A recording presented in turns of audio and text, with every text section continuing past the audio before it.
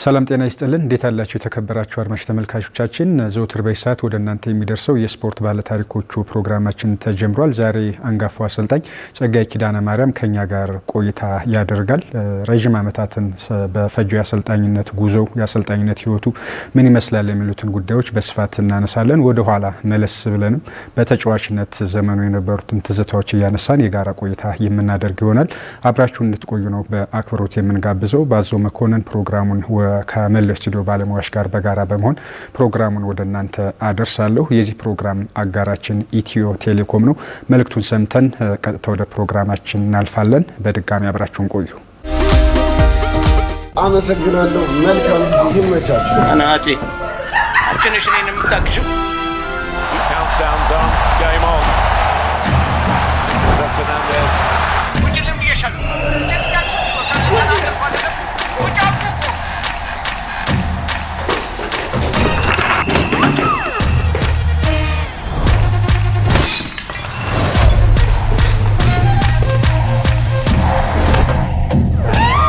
ከቤታችን በዋይፋይ ከቤት ስንወጣ በሞባይላችን በዲኤስቲቪ ስትሪም በከፍተኛ ቅናሽ እንዲሁም ጎጆና ሜዳ ፓኬጆችን በነፃ ይዞ በቀረቡ የዓለም ዋንጫ ጥቅሎች ያሻንን በመምረጥ በኢትዮ ቴሌኮም ፈጣን ኔትወርክ ፈታ ብለን የእግር ኳሱ ዓለም ኮከቦችን ፍልሚያ እንካፈል። ዓለም ዋንጫን ባለንበት። ኮች እንግዳችን ስለሆን አክብረን ስለመጣ በጣም አመሰግናለሁ። የፕሮግራማቸው ተጋባዥ ስላደረጋችሁ ከልብ አመሰግናለሁ። እንግዲህ የ2018 የኢትዮጵያ ፕሪሚየር ሊግ ለመግቢያ ያህል እናንሳው ብዬ ተጠናቋል። እንዴት አየው ረጅም ጊዜ ፕሪሚየር ሊጉ ላይ እንደሰራ አሰልጣኝ? አዎ እንግዲህ የ2018 ዓመተ ምህረት የኢትዮጵያ ፕሪሚየር ሊግ ያው ፈታኝ ነበረ። ከመጀመሪያ ጀምሮ የክለቦችን ቁጥር ወደ 20 ነው ያለው። ከ20ዎቹ ደግሞ ሻምፒዮን የሚሆኑ ቡድን አንድ ሲሆን በሻምፒዮና ቡድን አንድ ሲሆን የወራጆች ቁጥር ደግሞ 4 ሲሆን ትንሽ ፈታኝ አድርጎታል። በክለቦች መካከል የነበረው ፉክክር በጣም ጥሩ ነው። እያንዳንዱ ጨዋታ ነጥብ ይዘው መውጣት ግዴታ ውስጥ ገብተ ከመጀመሪያ ጀምሮ እስከ መጨረሻ በጣም ጥንቃቄ በተሞላበትና ወሳኝ የሆኑ ድሎች በየጊዜው ማስመዝገብ አለብህ። በአንደኛው ዙር ደግሞ የበለጠ ጥሩ ቡድን የሰራ ቡድን የማራቶን ውድድር ስለነበረ ይህን የመቋቋም አቅም ያለው ቡድኖች አሁን ወደ መጨረሻ አካባቢ የሻምፒዮና እድል ላይ ውስጥ ገብተዋል። በአብዛኛው ደግሞ ብዙ በክረምት ሰዓት ብዙ ስራዎች ያሰሩ ክለቦች ደግሞ መጨረሻ ሲቸገሩ አይተናልና ጥሩ የውድድር አመት ነበር ማለት እችላለሁ። ያው የአንተ ክለብ መቀሌ ሰባ እንደርታ በመጨረሻ ብትለቅም እዛ ስለነበር ብዬ ነው እንግዲህ ከፕሪሚየር ሊጉ ከወረዱት ክለቦች መካከል አንደኛው ሆኗል። ምን ተሰማህ? ያው እዛ ስለነበር ስላሰለጠንህ ብዬ ነው ዘንድሮ። አዎ ያው እንግዲህ መቀሌ ሰባ እንደርታ ያው በህይወት ተሞክሬ ራሱ ያው ተወልጄ ያደኩበት ሀገር ነው። መቀሌ በመውረዱ በጣም ተሰምቶኛል። በጣም ከልብ ምክንያቱ መቀሌ ራሱ የሆነ የሻምፒዮና ታሪክ ያለው ነውና እንግዲህ ከስተት መማር ነው የሚያስፈልገው። ዞሮ እንግዲህ በሆነ ነገር ላይ ወደ ኋላ ማለት አትችልም። ግን ምን ነበር ስተቻችን ብሎ የግምገማ ጊዜያቶች ይችላሉ። ከዚህ በኋላ ጠንክረ ከሰራ ከአንድ አመት በኋላ መመለስ የሚቻልበት ሁኔታዎች አሉ። ባልተሰራ ነገሮች ላይ መስራት ምን ነበር ደካማና ጠንካራ ጎኔ ብናም ብለ ከደጋፊውም ጋር ከአመራሩም ጋር ከህዝቡም ጋር ተወያይቶ ጠንካራውን መቀሌ መመለስ ይቻላልና በአሁን ሰዓት በአጭር ጊዜ ይሄ ነው ብለህ የምታነሳው ነገር አይደለም። ዝርዝር ሁኔታ ብዙ ስለሆነ ባልተሰራ ነገር ላይ አትሊስት መጀመሪያ በክረምት ሰዓት ላይ መሰራት ያለባቸው ስራዎች ላይ ጠንከር ብሎ ካልተሰሩ በስተቀር በውድድር መሀል የምትሰራቸውና ልታስተካከል የምትጥራቸው ነገሮች ላይ በጣም ፈታኝ እንደሆነ አስተምሮን ያለፈ ይመስለኛል። አጋጣሚ ሆኖ ደግሞ እኔም ያው ከመጀመሪያ ጀምሮ ከሐምሌ ጀምሮ ቡድን አልያዝኩትም። 10 ጨዋታ ከተጫወቱ በኋላ ነው ወደ ቡድን የመጣሁት።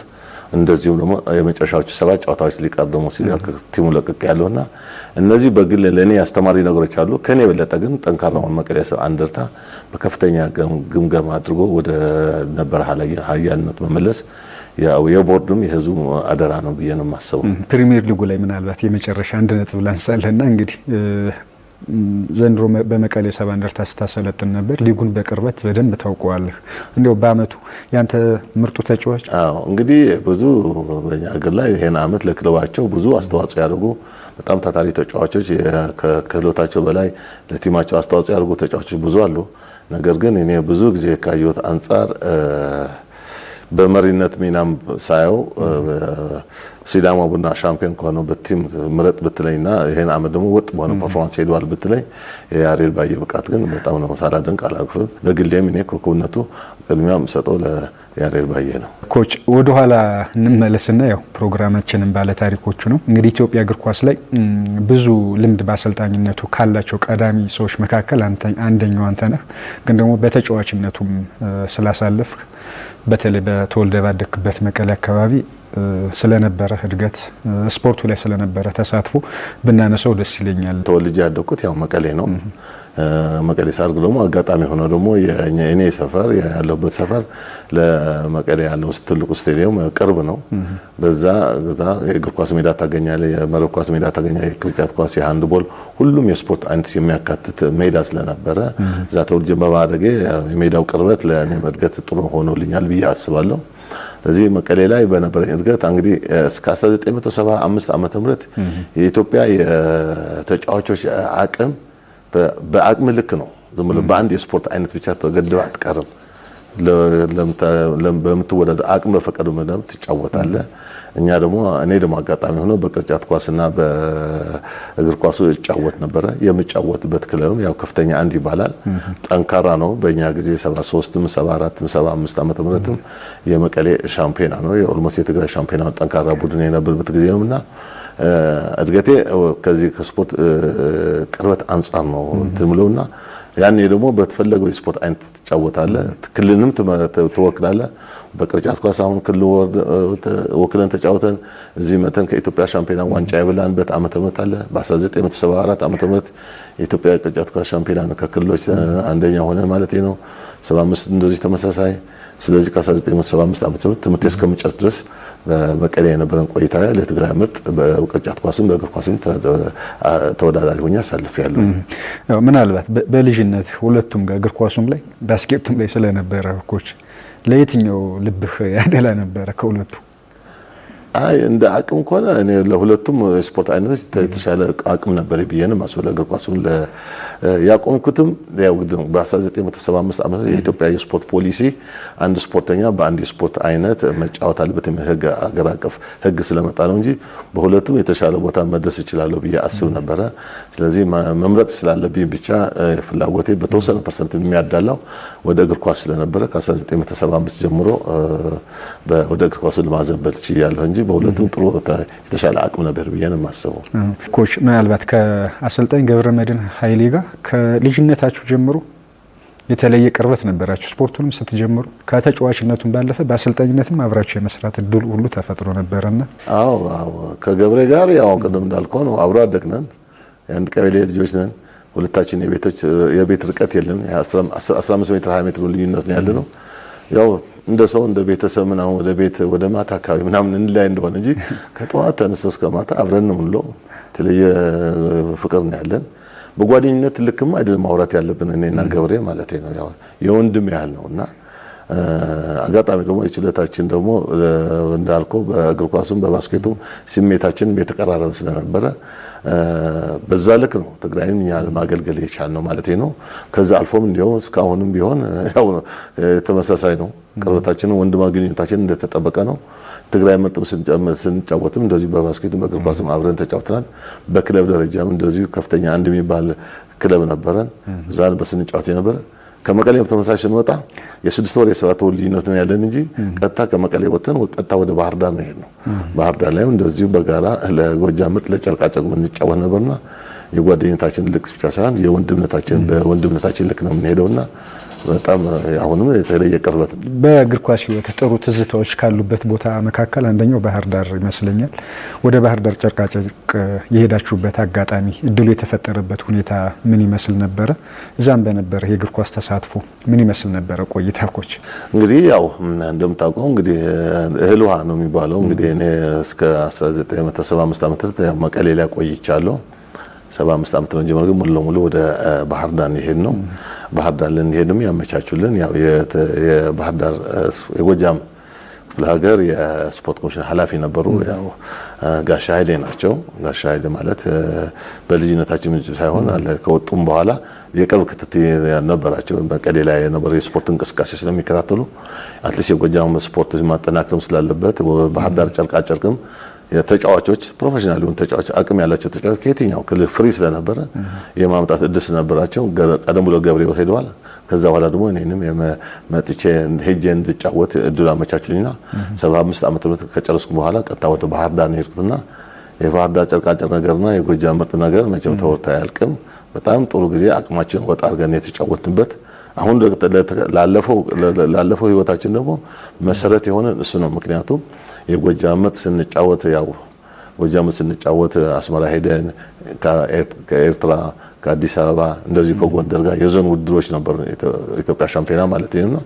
አስመራ ላይ በነበረን ጨዋታ ባሳየነው ብቃት የተሻለ እድል ከባህር ዳር ጨርቃጨርቅ ወጣ ብሎ ወደ አዲስ አበባ የመምጣት ነገር እድል አጋጠመንና የባህር ዳርና የጎጃም ምርጥ እንቅስቃሴያችን በጣም ጥሩ ነበር።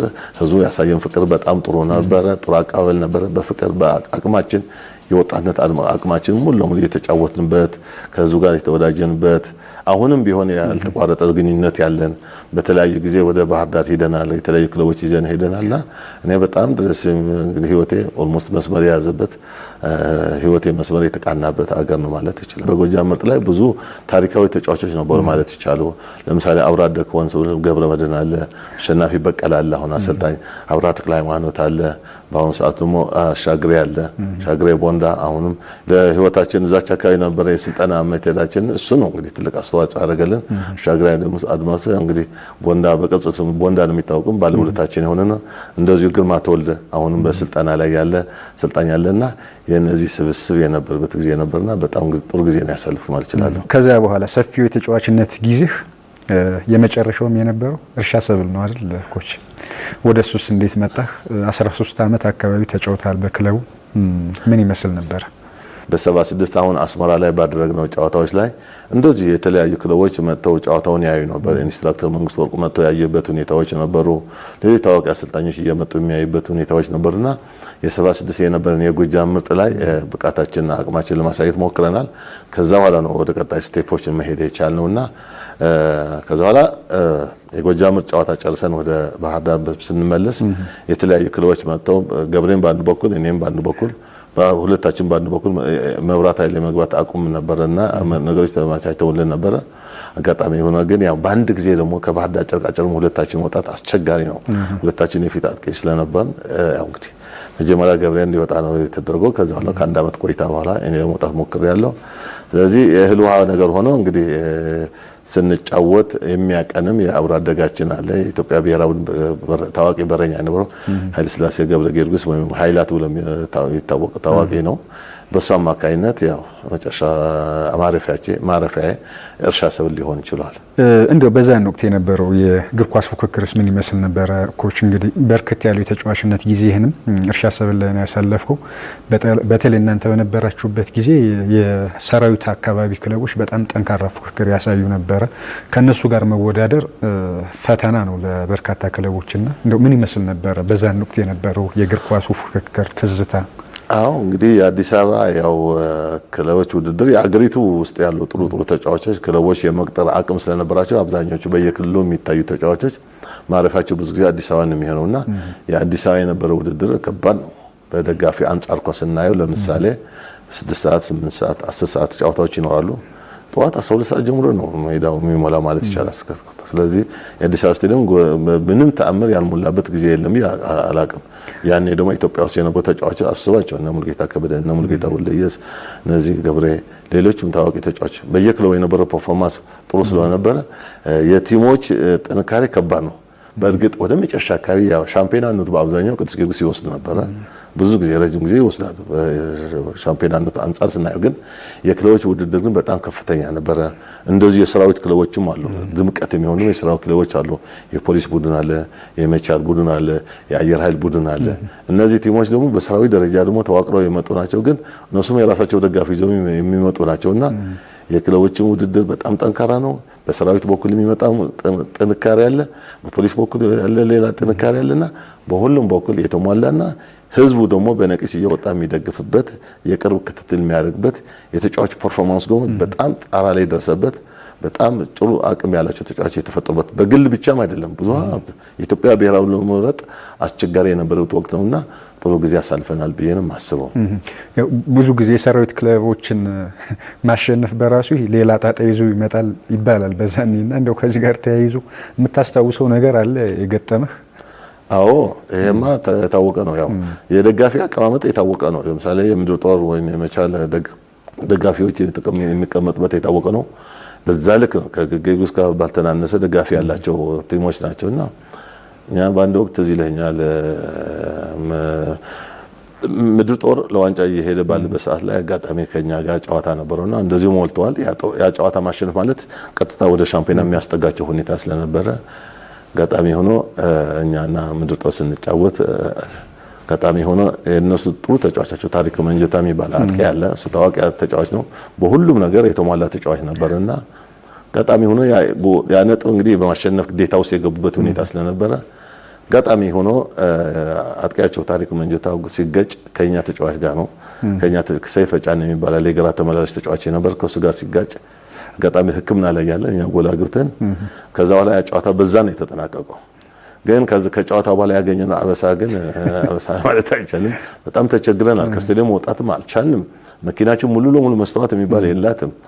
እንግዲህ እንደ 2-3 ቀን ከካምፕም በምግቡ ራሱ በመኪና የሚመጣበት ጊዜ ነበርና ትንሽ የደጋፊው ድጋፍ አደጋገፍ በጣም ደስ የሚል ነበር። ያ ሌላ አይደለም ግን ያው ነጥብ ከማግኘት አንፃር ካልሆነ በስተቀር የሊጉ ድምቀት የነበረበት ሁኔታዎች ናቸውና የሰራዊት ክለብና ሲቪል ክለቦች ደግሞ በጣም የራሳቸው አቅም የፈጠሩበት ስለነበረ ኢትዮጵያ ውስጥ ያሉ ተጫዋቾች ኦልሞስት በዚህ በአዲስ አበባ ቲሞች ላይ በአዲስ አበባ የዲቪዥኖች ውስጥ የተካተቱበት ስለነበረ በጣም ጠንካራ ፉክክር የተሞላበትና ብዙ ተጫዋቾች ውጤት ማትገምትባቸው ዝም ብሎ እንደ ውድድር የዓመት ውድድር ላይ ለነገርግስ ያለ ቲሞች ምናምን ዋንጫ ሲወስዳ ያለ ግን የውስጥ ውድድር ግን ማራኪና የአቅም ጥሩ አቅም ያላቸው ተጫዋቾች የሚታዩበት ጊዜ ነበር ማለት ይችላል። እርሻ ሰብል ላይ 13 ዓመት ስትቆይ ምናልባት ስኬቶች ካሉ ወይም ለስኬት የቀረባችሁበት ዓመት ጥሩ የነበራችሁበትን ጊዜ ታስታውሰዋለህ? እንደው በዚያው ክለቡ ላይ የተለየ ማትረሳው አጋጣሚም ካለ ብናነሳው ደስ ይለኛል። አዎ እንግዲህ እንደምታውቀው ደስ የሚለው ያኔ በኮንትራት አይደለም የምትቀጠረው። ኦልሞስት ከአንድ ክለብ ወደ አንድ ክለብ ስትመጣ ወይም ከሌላ ከአንድ ክልል ወደ አዲስ አበባ ስትገባ በአብዛኛው ክለቦች የቋሚ ስራ እድል ነው የሚያመቻቹልህ። እኔም እንደዚሁ ከባህር ዳር ስመጣ የቋሚ ስራ እድል ተመቻችቶኝ የመጣሁት። ከፍተኛ ተከፋይ ነበር ያለ ከፍተኛ ተከፋይም ነበርኩ። ያው ሲጀመር እንግዲህ አሰው እንግዲህ በ77 ክረምት 420 ቀጥር ማለት ከባድ ነው። እንግዲህ በዲግሪ በዲፕሎማ ምናምን የነበረው ክፍያ ታውቀዋለህና ከፍተኛ ተከፋይ ነኝ እና 420 አገኝ ነበር። እንግዲህ ወጣትነትም አለ ለወጣትነት ተጠቅሞናል። እንግዲህ እንጆይ ያድርገዋልና ጥሩ ነው። ድርጅቱም በጣም ትልቅ ድርጅት ነበረ። በጣም ለስፖርቱ ከፍተኛ ትኩረት ነው የሚሰጠው። በተለያየ ስፖርቶች ይሳተፋል። በይበልጥ ግን እግር ኳሱ ላይ የነበረው አቅም በጣም ጥሩ ነውና ከሁሉም ክልሎች የተውጣጡ ናቸው። የአዲስ አበባ ልጆች አሉ። አንድ ያሆነ ሁላችንም በአንድ የእድሜ ካታጎሪ ውስጥ ተመሳሳይ እድሜ ውስጥ የነበረን ልጆች ነበር። ለምሳሌ ከባህር ዳር 3 ልጆች ነው የተመለስነው። እኔ ያለሁኝ ርዕሶም አለ በአሁን ሰዓት አሜሪካ ነው ያለው። በህይወት የሌለ ጓደኛችን ጸጋይ እንደዚህ ያለ እንደነዚህ አይነት የክልሎች ቲሞች የተዋቀረበት የአዲስ አበባ ቲሞች ጥሩ ወጣቶችና በወጣት ላይ የተመረኮዘ ቲም ነበረን። በቲማችን ላይ አንድነት አለ፣ ፍቅር አለ። ጥሩ የመጫወት አቅማችን ያወጣንበትና የታየንበት አዲስ አበባ ነውና ብዙ ታሪክ ያለን ግን ወጣትነታችን ጠቅሞናል። ጥሩ የወጣትነት እድሜያችን ጥሩ ያየንበት ጥሩ ፐርፎርም ያደረግንበት ጊዜ ነበርና እርሻ ሰብል መቼም የሚረሳ ቲም አይደለም፣ የህይወታችን መሰረት ስለሆነ። አመሰግናለሁ። መልካም ጊዜ ይመቻችሁ። አናቴ አንቺ ነሽ እኔን የምታግዢው።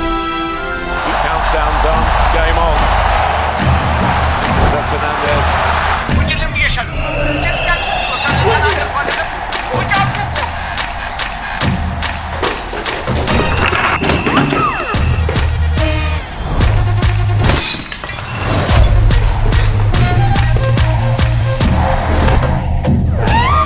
ከቤታችን በዋይፋይ ከቤት ስንወጣ በሞባይላችን በዲኤስቲቪ ስትሪም በከፍተኛ ቅናሽ እንዲሁም ጎጆና ሜዳ ፓኬጆችን በነፃ ይዞ በቀረቡ የዓለም ዋንጫ ጥቅሎች ያሻንን በመምረጥ በኢትዮ ቴሌኮም ፈጣን ኔትወርክ ፈታ ብለን የእግር ኳሱ ዓለም ኮከቦችን ፍልሚያ እንታለን። ዓለም ዋንጫን ባለንበት የተጫዋችነት ጊዜህን በዚህ ልክ ካነሳ ነው አሰልጣኝነቱንስ እንዴት ጀመር? እንግዲህ ከ20 ዓመት በላይ በኢትዮጵያ እግር ኳስ አሰልጣኝነት ቆይታል።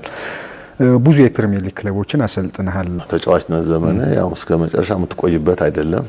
እስከ 1989 መጀመሪያ ላይ በእርሻ ስብ ላይ ለመጫወት ያለው ግን ቀጣይ ህይወታችን ደግሞ እግር ማየት ስለሚያስፈልግ ዳግም ወደ እግር ኳሱ መመለስ ስለነበረብኝ ከ1990 በኢትዮጵያ ውስጥ የተዘረጋ የአሰልጣኝነት እድል ነበረ።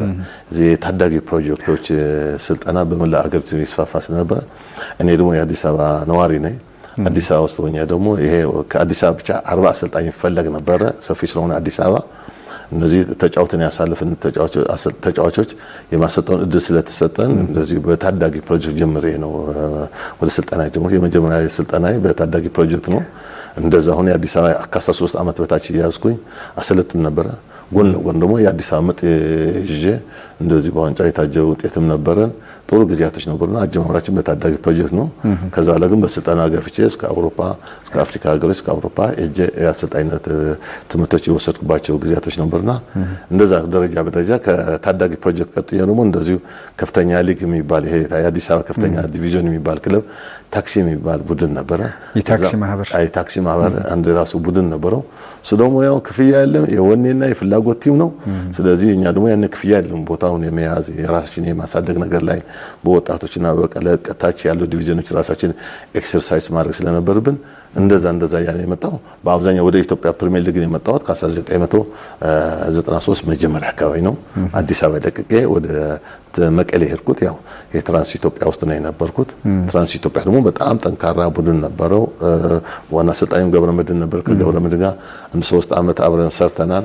ከዛ በኋላ ግን ሁለታችን የተለያየ ክለቦች የማሰልጠን እድል አጋጥመን እየተለያየን መጣንና በኢትዮጵያ ፕሪሚየር ሊግ ያው ዞሮ ትራንስ ኢትዮጵያ ነው የኔ መጀመሪያ። ስለዚህ በተለያዩ ክለቦች ላይ ኢትዮጵያ ውስጥ ያሉ ክለቦች ላይ በተለያዩ ጊዜ አሰልጥኛለሁ። እንደዚህ በኢትዮጵያ ብሔራዊ ቡድን ረዳት አሰልጣኝ ሆኜ የሰራሁባቸው አሉ። ከ17 ዓመት በታች ደግሞ ከአሰልጣኝ ስዩም ታላቀውና ውጤታማ አንጋፋው አሰልጣኝ ነፍሱን ይማረውና ከአሰልጣኝ ስዩም አባተ ጎን የሰራባቸው ሁኔታዎች አሉና እነዚህ ናቸው። ፕሪሚየር ሊጉ ላይ ያላሰልጥናቸው ክለቦች በቁጥር ጥቂት ናቸው። ግን እንደው ለአሰልጣኝ ጸጋዬ ኪዳነ ማርያም በደንብ ራሱን የገለጸበት በስራውም የሚያስደስተው የትኛው ሊሆን ይችላል? በየትኛው ክለብ የነበረው ቆይታ? እንግዲህ ያው እንደነገርኩ ሁሉም ነገር የራሳቸው ትዝታ አላቸው፣ የራሳቸው ታሪክ አላቸው። ያው እንግዲህ በቆይታ አንድ ክለብ ላይ ተረጋግቼና በጥሩ ጊዜ አሳልፈ ያለ ማሰው እኔ ሀረር ቢራ ነው። ምክንያቱም ቆይታ የራሱ ይገልጻል። ለምሳሌ ትራንስ ኢትዮጵያ 3 ዓመት ረዳት አሰልጣኝ ነኝ፣ 2 ዓመት ዋና አሰልጣኝ ነኝ። ወደ ሀረር ቢራ በምንሄድባት እንደ 6 ዓመት በተከታታይ የኢትዮጵያ ፕሪሚየር ሊግ ዋና አሰልጣኝ ሆኖ ነው እድሉ አመቻችቶልኝ 6 ዓመት በቲሙ ላይ የቆይትና የሀረር ቢራ ቆይታ እኔ መቼውም አልረሳው። የተረጋጋ ኦልሞስት የራሴ እስከሚመስል ነው ቡድኑ ነው። ከዋናው ስራ አስኪያጅ አቶ ጁነዲን ጋር የነበረን ግንኙነት ከሰራተኛው ጋር ከሀረር ህዝብ ጋር የነበረን በጣም ግንኙነት በጣም ጥሩ ነው። በጣም ይደግፉኝ ነበር። ለስኬቴ ደጋፊ የሀረር ደጋፊ በጣም ያግዘኝ ነበር። የድርጅቱ ሰራተኛ ያግዙኝ ነበር። አመራር ያግዘኝ ነበር። በነፃነት መሰራው በነፃነት ይሰራ ያደረገኝ ደግሞ የነበረን ግንኙነታችን ጥረታችን በማየት ነው። ከነ በፊት የነበሩ ታዋቂ አሰልጣኞች ነበሩ። ብዙ እድል አይሰጣቸው ነበር። በትዕግስት እንድትሰራና እንድትረጋጋና አቅም እንድታወጣ ያደረገ ግን እንደ ሀረር ቢራ ያለ ቲሞች ማይተናልና ሁሉም ክለቦች ለሁላችንም ጥሩ ናቸው። ግን ከተወሰነ ጊዜ በኋላ ደግሞ ያው አንዳንድ ጊዜ ስፖርት ኃላፊነቱ ከዓለም ፉትቦል ጋር ያነጻጸረ ትዕግስት አልባ ጊዜያቶች ስለሚበዙ የአሰልጣኞች ፈተና ነው እየሆነ ያለውና እኔ በተረጋጋ ጊዜ ሰርቻለሁና ጥሩ ጊዜም ነበረኝ። ወጣቶች ላይ ብዙ ሰርቻለሁ። ታዋቂ ተጫዋቾችም አልነበሩኝም፣ ግን ለውቅና ያውቁን ተጫዋቾችም ነበርና ሀረር ቢራ ላይ የነበሩ ተጫዋቾች በሙሉ ማለት ይችላልው ለቲሙ ከፍተኛ አስተዋጽኦ አድርገዋል። በጣም ታታሪ ነበሩ። ኳስ ይችሉ ነበረ። አብዛኞቹ ወጣቶች ናቸው። ለህይወታቸው መሰረቱ ነው። አቅማቸው ወጣ አድርጎ እንዲጫወትና ለራሳቸው ለህይወታቸው ማስተካከል በር የከፈተላቸው ተጫዋች ይበዛልና የቡድኑ ተጫዋች በየትኛው ዓመተ ምህረት በቆይታቸው ለሀረር ቢራ አስተዋጽኦ ያደርጉ ልጆች ላይ ከፍተኛ ለቲሙ አስተዋጽኦ አድርጓል። ከኢትዮጵያ ህዝብ ጋር አስተዋውቋቸዋል። ከሚዲያዎች ጋር አስተዋውቋቸዋል። እስከ ብሔራዊ ቡድን ድረስ እና ኤፍሬም አሻሙ የነበሩበት ጊዜያቶች አሉ። ብዙ ተጫዋቾች አሉና እኔ ሁሉም ተጫዋቾች በዚህ አጋጣሚ ሳላመሰግናቸው አልቀርም። ሀረር ቢራ በደንብ ኢንጆይ ያረክበት ደስተኛ የነበርክበት ክለብ አሁን የለምና እንደው ምን ይሰማሃል? እንደው እግር ኳሳችንም ከዚህ በሆነ ወቅት ላይ ታይተው ውጤታማ ሆነው የሚጠፉ ክለቦች ምክንያቱ ምን ሊሆን ይችላል? እንግዲህ ያው እኔም እንደ ሀረር ቢራ በጣም ነው የሚሰማኝ። እንዲያው አሁን ሀረር ሌላ ቡድን አቋቁሞ በከፍተኛ ሊግ እየተጫወተ ስላለ ነገ ምናልባት የሀረር ወጣቶች ቡድን ጠንካራ ሆነው ቀርበው በኢትዮጵያ ፕሪሚየር ሊግ ከተወሰነ ዓመታት በኋላ የምናይበት ሁኔታዎች ይፈጠራሉ። ግን ይሄ የመፍረሱ ነገር አሳሳቢ ነው። ሲጀምርም እንግዲህ በእቅድ ካልጀመር ሁልጊዜ በስሜት ብቻ የምትጀምር ከሆነ መጫጨራሱ ጥሩ አይመጣም። አንዳንድ ጊዜ መሰረታቸው ጥሩ የሆኑ ክለቦች እስካሁንም አሉ፣ ረጅም ዓመታትም አሉ፣ ረጅም ዓመታት ያስቆጠሩ ቲሞች አሉ። ስለዚህ የሀረር ቢራ በጣም ነው የሚያሳዝነው። የሚገርም ነገር ያው ድርጅቱ ሲሸጥ እኮ ነው። ድርጅቱ ለውጭ ባለሀብቶች ሲሸጥ ቲሙን የመፍረስ አደጋ በእርግጥ በእኔ ጊዜ አይደለም። እኔ አሁን ቲሙ በፕሪሚየር ሊግ አቆይቼ ነው ወደ ኢትዮጵያ ቡና የመጣሁት። ግን ከኔ በኋላ ሳይገኝ የገዙት የውጭ ድርጅቱን የገዙት የውጭ እንትኖች ቅድሚያ የሚሰጡት ለእግር ኳስ ሳይሆን ለሌላ ኢንቨስትመንቶች ስለነበሩ በዚህ ምክንያት ነው ያፈረሰውና ይሄ ያኔም ሲፈርስ አትሊስት የከነማው ቡድን ከነማው ቲሙን ማዳን የሚችልባቸው አጋጣሚዎች ይኖሩ ነበርና ተቀናይቶ ያለ መስራት አየህ ስትገነባው ብዙ ጊዜ ይፈጅብሃል። ስታፈርሰው ግን በግለሰቦች በጎ ፈቃድም ሊሆን ይችላል በቀላሉ የምታፈርሰውና የኢትዮጵያ ስፖርት እንዲያድግ ከተፈለገ ደግሞ እንደነዚህ አይነት ቲሞች የፈረሱ ቲሞች አሁን የማቋቋም ነገር ባይኖሩ ያሁን ያሉ ቲሞች ግን ሲመሰረቱም ሲፈርሱም በምክንያት መሆን መቻል አለበት። የዜግነት ግዴታ አለባቸው። የኢትዮጵያ ሕዝብ ኳስ ይወዳል። አገራዊ ስፖርት የተስፋፋ ነው የሚሄደው። ወጣቱ በእግር ኳሱ አይደራደርም። ለተለያዩ ስፖርት እንደ አትሌቲክስ ውጤታማ ባይሆንም በእግር ኳሱ ግን አይደራደርም። ሕዝቡ እንደምታየው ነው። የአውሮፓ ክለቦች እንዴት በነቂስ እንደሚደግፍ እናውቃለንና አዲስ በመፍረሱ ላይ መንግስት ሁሉ ጊዜ ጣልቃ እየገባ ይሄን ነገር ላይ በኃላፊነት ስሜት ነገሮችን ለማስተካከል አለበት ብዬ የማስበው። እንደው ምን የሚቆጭ ነገር አለ? እስካሁን በመጣበት የእግር ኳስ መንገድ ያሰለጠንካቸውን ክለቦች ያህል አይ ቲንክ የሊግ ዋንጫ አላገኘም። እንደው ምን ይቆጫል? ያው እኔ የሚቆጨኝ ነገር የለም። ያው እንዳልኩ ነው። ከአጀማመሪ ጀምሮ እስካሁን ያለሁበት ነገር ላይ የሚቆጨኝ ነገር ያለም ያላስብም። እንዲያውም በኃላፊነት ደረጃ ያው እንግዲህ የሚገባው ግን አስተዋጽኦ ኢትዮጵያ እንዳደረገችልኝ ነገር ላይ ብዙ አስተዋጽኦ አድርጌያለሁ ብዬ አላስብም። የአቅሜን ያህል ግን አድርጌያለሁ። ለምሳሌ በትምህርት ደረጃ ከታች ጀምሮ ከአንደኛ ደረጃ የትምህርት ደረጃ ጀምሮ እስከ አውሮፓ የኢትዮጵያ መንግስት ወይም የኢትዮጵያ ስፖርት እኔ ባለውለታዬ ነው ማለት እችላለሁ። ገብተዋል። አፍሪካ ላይ ኢንስትራክተር ኮርስ ወስጃለሁ። የተለያዩ ቦታዎች ሞሮኮ ሄጃለሁ፣ ታንዛኒያ ሄጃለሁ። የተለያዩ አፍሪካ ሀገሮች በትምህርት ደረጃ ወስጃለሁ። እንደዚህ ሃንጋሪ አውሮፓ ድረስ ሃንጋሪ ድረስ ለሶስት ወር የሚያክል ነገር ለአሰልጣኝነት እድል አመቻችተው ተምሬያለሁ። የተለያዩ ክለቦችም አሰልጥኛለሁ። እኔ ይሄን ያህል የሚቆጨኝ ነገር የለም። ግን የኢትዮጵያ እግር ኳስ በአሁኑ ሰዓት በውጤት ደረጃ ደግሞ የኢትዮጵያ ብሔራዊ ደግሞ ከዚህ የተሻለ ደግሞ ደርሶ እንዳይ ደግሞ እፈልጋለሁ። ስለዚህ አሰልጣኞች ብቻ የኢትዮጵያ እግር ኳስ ይቀየራል ብዬ አላስብም። የመደጋገፉ ነገርና በስርዓት ፉትቦል ከመራ ነው ጥሩ ይሆናል። ግን የኛ አገር ነው የምታውቀው ከስራው ወሬው ነው የሚበዛው። ይሄን ማስተካከል አለብን። ይሄ ምቀኝነቱ ይበዛል። ስለዚህ ይሄን ነገሮች ላይ በጋራ ውይይት ተደርጎ ነገር ከነገ ወዲያ የኢትዮጵያ ብሔራዊ ቡድን እንደ የህዝቡን ፍላጎት የሚያረካ ብሔራዊ ቡድን መስራት አለበት ብዬ ነው የማስበው። እኔ በግሌ የሚቆጨኝ ነገር የለም። በምፈልገው ነገር ሄደናል ብዬ ማለትም ያቅሜ ግን የኢትዮጵያ ስፖርት ላይ ቆሞ እንዲሄድ አስተዋጽኦ አድርጌያለሁ። በአስተማሪ ልክ አስተዋጽኦ አድርጌያለሁ። ከዚህ በኋላ የሚቀሩ ነገሮች አሉ። እኔ ብዙ አሰልጥኛለሁ ብዬ አላስብም። ከዚህ በኋላ አቅሙም አለኝ፣ ማሰልጠን እችላለሁ። ከዚህ በኋላ አገሬን ደግሞ በብሔራዊ ቡድን ደረጃ በተለያየ የስራ ኃላፊነቶች አገሬን ማገልገል እፈልጋለሁ። ስለዚህ አሁን ሁሉ ሰዓት ላይ ተባብረን የመስራት መደጋገፍ፣ በእውቀት የተመሰረቱ ውይይቶች እያደረግን መድረኮች ተመቻችተው የኢትዮጵያ ስፖርት በቁርጠኝነት ካልገባን በስተቀር ቅድሚያ ለራስ ብቻ ካልሆነ በስተቀር ኢትዮጵያን ማናስቀድም ከሆነ መቼም ይሁን የትም ደርስ አንችልም። ያለው የእግር ኳስ የህዝቡ ፍላጎት ግን ማርካት መቻል አለብንና ብዙ መወያየት፣ ብዙ መደጋገፍ፣ ብዙ መነጋገር ያለብን ሁኔታዎች አሉና እኔ ብዙ የሚቆጨኝ ነገር አለ። በቀሪ እድሜና ጤና ከሰጠን ደግሞ በአገሬ በየትኛው ነገር ላይ ማገዝ ፈልጋለሁ። ያን ነው ብዙ የሚቆጨኝ ነገር። ያው እንግዲህ የኢትዮጵያ ብሔራዊ ቡድንን በተመለከተ ያው የሁሉም አሰልጣኝ ምኞት ሊሆን ይችላል። አንተ ታዳጊዎች ላይ የሰራበት ጊዜ ነበረ? አዎ፣ በተለያየ ጊዜ ላይ እኔ ቀርቦልኛል። ሚስተር ክላውስ በነበረበት ሰዓት እንደዚህ አይነት ጥሪዎች ምናምን ቀርቦልኛል። ኢትዮጵያ ብሔራዊ ቡድን የተወሰነ ጊዜ ማሰልጠናል። ያው ከአሰልጣኝ ሺማ አባተ ትልቅ አሰልጣኝ ነው። ከማል አህመድ ጋር አብረን የመስራት እድል አጋጠመና በየትኛው ነገር ላይ ታርጌትም አገር ማገልገል ነው።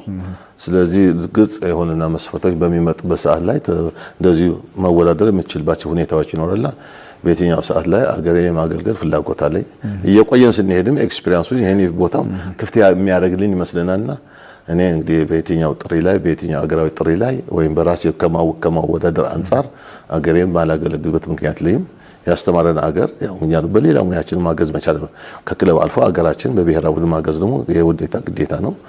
ስለዚህ ይሄን ነገር እኔ በየትኛው ሰዓት ላይ ለአገሬ ለማገልገል ዝግጁ ነኝ።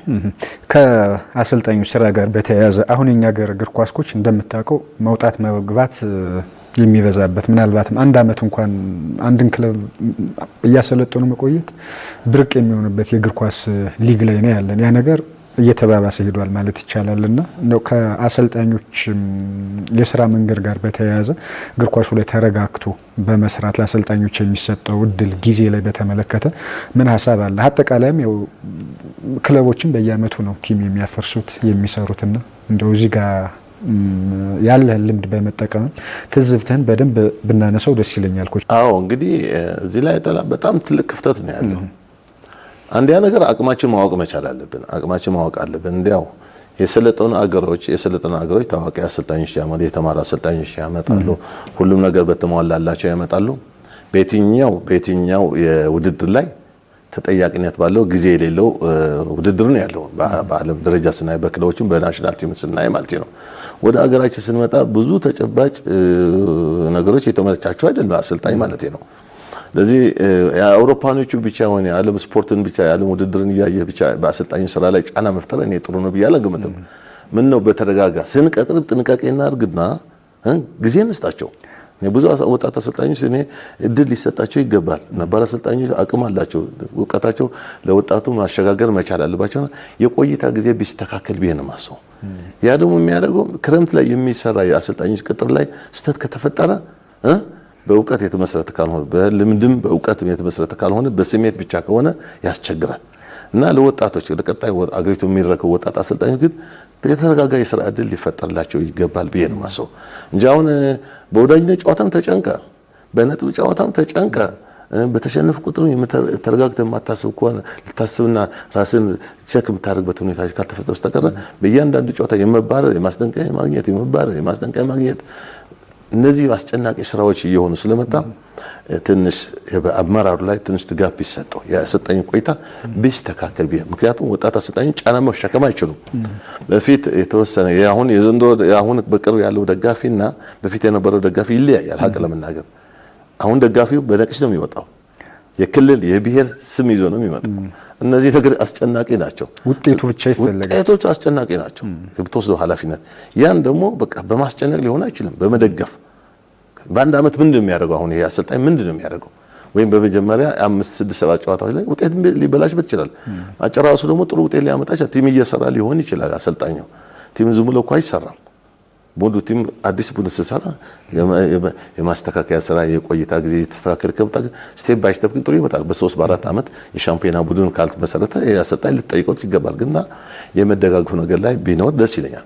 መጀመሪያው ግን ያው ቀጥሉ ላይ ጥንቃቄ ማድረግ በእውቀት የተመሰረተ አቅም ያላቸው ልጆች አሰልጣኞች እንትን ቢያደርጉና የስራ ነጻነት ቢሰጣቸው ደስ ይላል።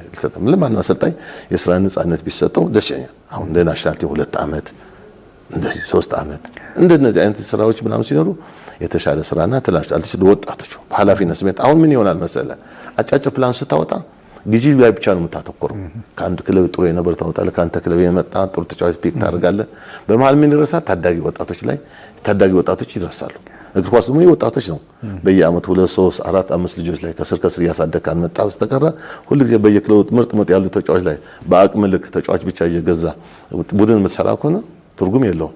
የክለብ ውድድሩ እንዳለ ሆኖ ነገ አራዩና አቅሙ ደግሞ መጨረሻው ደግሞ ጠንካራ ኢትዮጵያ ብሔራዊ እንዲወጣ ከፈለግ ጥሩ ቡድን እየሰራ ተወሰነ ተጫዋች ለአገሪቱ ማበርከት ያስፈልገናል። በየክለቦች ለምሳሌ በዘንድሮ በነበሩ ውድድር 20 ክለቦች አሉ። ጥሩ 2 ልጆች ከወጣቶች ወይ 3 ልጆች ኢንኬስ ኳ ብንይዝ ስንት ተጫዋች ነው ቢሆን ከ20 60 ወጣት ተጫዋች አገኘን ማለት ነው። 60 ተጫዋች ከያዝን ወይ 5 ከው ቢሆን ወደ 100 ምናምን አካባቢ ተጫዋች ነው ማለት ነው። ስለዚህ እንደነዚህ ወጣቶችን ቲሙንም እያየ ለመሄድ ከተፈለገ ለአሰልጣኞች የተረጋጋ የስራ ጊዜ ቢሰጥ ግል ምክሬ ነው። በአንተ የአሰልጣኝነት ህይወት ምናልባት ያልጠበቅኩሽ ስንብት የትኛው ሊሆን ይችላል ኮች? የኛ አሰልጣኞች ህግ አለ። የምትባረረው ስትቀጠር ነው የሚባለውና ስትቀጠር ነው መንባረንም ታቆና ስንብት የእግር ኳስ አንድ አካል ነው። ምክንያቱም ውጤት ከሌለ ተሰናበታለህና እኔ ብዙ እንትኖች አሉ። ይሄ ተለየ ማስቀመጣቸው ነገሮች የሉም። ግን አንዳንድ ጊዜ የሚገርሙ ቅጥሮች አሉ እና የሚገርሙ መለያየቶች አሉ። ለምሳሌ በውድድር አመቱ አንተ ያልመለመልከው ተጫዋች ወይም በቲሙ ላይ በአንተ ስታይል ያተሰበሰበው ተጫዋች ምናምን ከተወሰነ ሽንፈት በኋላ ምናልባት እንድታገዝ ትጠራና በመሃል ደግሞ እንግዲህ ሁለተኛ ዙር ላይ ምናምን ልትሄድ ትችላለህ። በመሃል ደግሞ ከተወሰነ ጊዜ በኋላ ደግሞ ምናልባት ውጤት እስከምታሳካ ጊዜ ይፈልጋል። እንደገና የውጤቱ ደግሞ ተጠያቂ ሆነ የምትገባበት የምትገኝባቸው ሁኔታዎች አሉና እኔ አሰልጣኞች ከሐምሌ ውጭ ያለው ቅጥር እኔ አልደግፈውም። በቃ አሁን ሲቀሱ ለሲያቀሳስበው ከሐምሌ ውጭ ያለው በአመቱ ራስን ማታዘጋጀው ቡድን ከአቅም በላይ ካልሆነ በስተቀር ባቲዝ ነው የሚመርጠው። ምክንያቱም ምንም ያልሰራው ቡድን ያልገነባው ቡድን በተጠያቂነት እና ለራስ አጫዋት የማትመለመለው ተጫዋች ይዘ በፈለከው ነገር ላይ ውጤት አምጣ ስትባል ትንሽ አስቸጋሪ ነው የሚሆነውና የቆይታችን ጊዜ ትንሽ አስቸግራና አንዳንድ ጊዜ ደግሞ ከዛ ደግሞ በራቅ ቁጥር ደግሞ እየተረሳ ነው የምትመጣው። የግድ ደግሞ ባለው ነገር ላይ ቻሌንጅ አደርጋለሁ ምናምን ብለህ ለምሳሌ አንድ ታሪክ ነገር ለምሳሌ የዛሬ አመት ማለት ነው መቀሌ አንድ ታ 8 ጨዋታ ሲቀር ነው የገባሁት። ይሄ በፍጹም ከኔ የሚጠበቅ አልነበረም። እንደ ስህተት ታየዋለህ።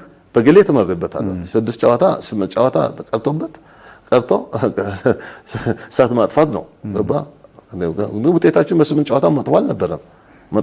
ግን ምን ማለት ነው አሁን 8 ጨዋታ ቀስ ብዬ ሳየው ምንድነው ማተርፈው ምንድነው? ግን እኔ ደግሞ እዛ ኃላፊነት ግዴታ ነበረብኝ። ምክንያቱም ያ 8 ጨዋታ ተወልጄ ያደኩ ነው፣ ለእንጀራዬ መሰረት ነው፣ ማገዝ ነበረብኝ። አስተዋጽኦ አድርጌ ያለ ግን ከሙያ አንፃር ግን ትክክል አይደለም ብዬ ነው የማስበው።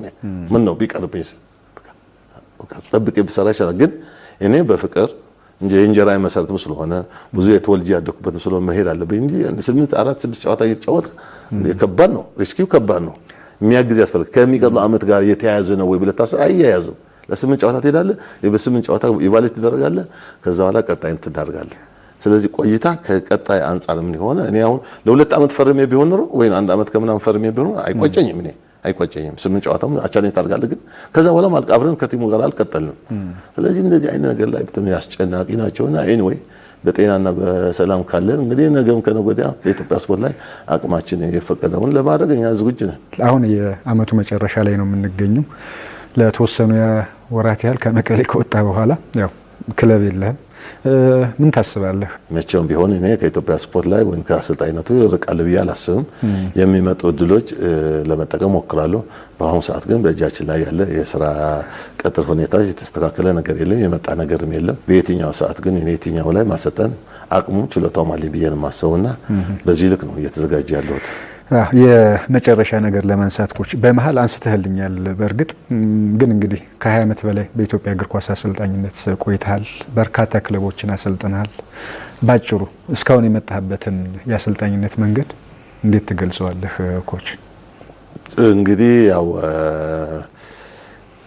በኢትዮጵያ ስፖርት ላይ እንግዲህ እንደምታውቀው እንግዲህ ተማሪ ሆነን ከዛ በኋላ ከቤተሰብ ርቀን እንግዲህ ከ1975 መጨረሻ ጀምሮ እንግዲህ ከቤተሰብ ጥገኝነት ወጥተን ራሳችን ችለን የልጆች አባት ሆነን ቤተዳር መስርተን የኖርንበት ያለ ነው። እንግዲህ ትልቁ ነገር በስፖርት ነው፣ በእግር ኳሱ ያገኘነው እንትኑን በጣም ነው የምደሰትበት። እግር ኳሱ በጣም ነው ኢንጆይ የማደርገውና ብዙ ነገርም አይችበታለሁ፣ በጣም ተጠቅሜበታለሁ፣ እውቀቴም አሻሽዬበታለሁ፣ ስሜቴም አርክቻለሁ። እንደምታውቀው እግር ኳስ ላይ ብዙ ለኢትዮጵያ የጠቀሙ ለክለብ የጠቀሙ ለኢትዮጵያ ብሔራዊ የጠቀሙ ይሄን እድል አላገኙትም ብዬ ነው የማስበውና እኔ በአግባቡ የመጣውን እድል ተጠቅሜያለሁ ብዬ ነው የማስበውና እኔ በጣም ደስተኛ ነኝ። እንደነገርኩ ከዚህ በኋላ ባለው ነገር ላይ ደግሞ አገሬን ማገልገል ፈልጋለሁ። በየትኛው ነገር ላይ መቼም የኢትዮጵያ ብሔራዊን ማገልገል ፈልጋለሁ። እኔ በየትኛው ሁሉ ጊዜ የምናገረው ነገር ነውና አገሬን አላገልኩም። በክለብ ደረጃ ግን አቅሜ የሚፈቀደው ነገር ላይ ለማድረግ ሞክሬያለሁ። በየትኛው ሰዓት ላይ አሁንም ቢሆን ሀገሬን ለማገልገል ዝግጁ ነኝ። በተረፈ በእግር ኳሱ ያስተማረን ያለ ኃላፊነታችን ተወጥቻለሁ ብዬ አላስብም። ዞሮ ግን የአገሪቱ ሁኔታም የተስተካከለ ሲመጣ ሁሉም ነገሮች ሲመጣ እግር ኳሱ እያደገ ሲመጣ ከዚህ የተሻለ ለማገልገል ምቹ እኔ ፍላጎት አለኝ። በዚህ ልክ ነው እንግዲህ በጣም አመሰግናለሁ ለነበረን ጊዜ አክብረህንም ስለመጣህ ኮች። በመጨረሻ ግን ምናልባት የምትለው ነገር ካለህ? እኔ በግል ህይወቴ እኔ ብዙ ጓደኞች አሉኝ። የሙያ ጓደኞችም አለ፣ ሌላ የውጭ ጓደኞችም አሉኝ። በችግራችን ጊዜ በደስታችን ጊዜ አብረው የነበሩ ብዙ ጓደኞች አሉኝ። የስራ ባልደረቦች ጓደኞችም አሉኝ። በኢትዮጵያ እግር ኳስ ያው እንግዲህ መጪውን ጊዜ ያው የተሻለ ኢትዮጵያ እግር ኳስ አድጎ ጠንካራ ኢትዮጵያ ብሔራዊ እንድንመሰረት ነው የምንፈልገውና ስለዚህ በእግር ኳሱ ከጀመርነው ከታዳጊ ፕሮጀክት ጀምሮ እስካሁን ብለ ቆይታዬ በኢትዮጵያ ኳስ ላይ ከፍተኛ እዚህ ድረስ ያደረጉኝ ብዙ አካላት ስም ጠርተምች መጨሳቻለሁ እስካሁን ለኔ ገዛ እድገቴ ላይ ከጎን የሆናችሁ ሳትለዩ ሞራል የሰጣችሁ በዶክመንት ጊዜ ማሻሻል በሚገባኝ ነገር ላይ ማሻሻል በጠንካራ ጎን ደግሞ የተሻለ ቦታ ድረስ አስተዋጽኦ ስታደርጉ የነበሩ ወንድሞቼ ጓደኞቼ ሁሉ በጣም አመሰግናለሁ። በጣም እናመሰግናለን። በድጋሚ እኔም አመሰግናለሁ። የተከበራችሁ አድማጭ ተመልካቾቻችን የዛሬ የስፖርት ባለታሪኮቹ ፕሮግራማችን የተከታተላችሁትን ይመስላል። እንግዲህ ዛሬ አንጋፋው አሰልጣኝ ጸጋዬ ኪዳነ ማርያም ከኛ ጋር ቆይታ አድርጓል። በቆይታችንም ወደ ኋላ መነስ ብለን በተጫዋችነትም በአሰልጣኝነቱም የነበሩትን ትዝታዎች ቀጣይም ስላሉት ሀሳቦች እያነሳን ቆይታ አድርገናል። አብራችሁን ስለነበራችሁ ስለተከታተላችሁን እናመሰግናለን። የዚህ ፕሮግራም አጋራችን ኢትዮ ቴሌኮም ነው። ጤና ይስጥልን። አመሰግናለሁ። መልካም ጊዜ ይመቻችሁ። አናጪ አንቺ ነሽ እኔን የምታግዢው።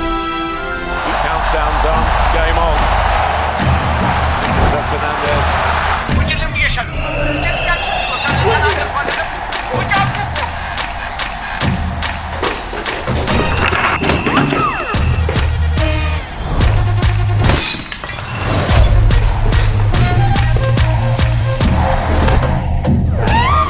ከቤታችን በዋይፋይ ከቤት ስንወጣ በሞባይላችን በዲኤስቲቪ ስትሪም በከፍተኛ ቅናሽ እንዲሁም ጎጆና ሜዳ ፓኬጆችን በነፃ ይዞ በቀረቡ የዓለም ዋንጫ ጥቅሎች ያሻንን በመምረጥ በኢትዮ ቴሌኮም ፈጣን ኔትወርክ ፈታ ብለን የእግር ኳሱ ዓለም ኮከቦችን ፍልሚያ እንታደም። ዓለም ዋንጫን ባለንበት